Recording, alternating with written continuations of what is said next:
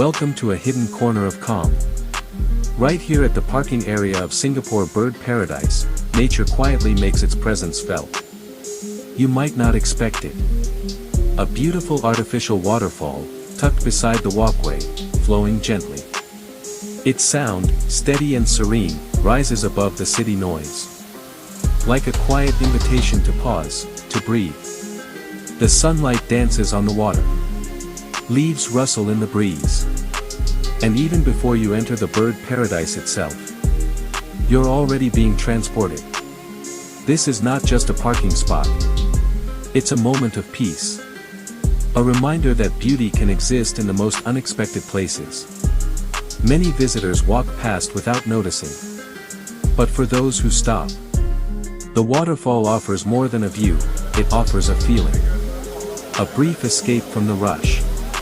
A chance to connect with the present. As the water flows, so do our thoughts.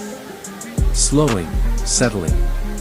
This small space, surrounded by greenery and motion, becomes a gentle welcome from nature. Right in the heart of modern Singapore.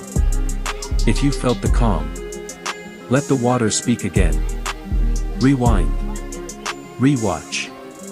And let it wash over you. Thank you for joining me in this quiet discovery.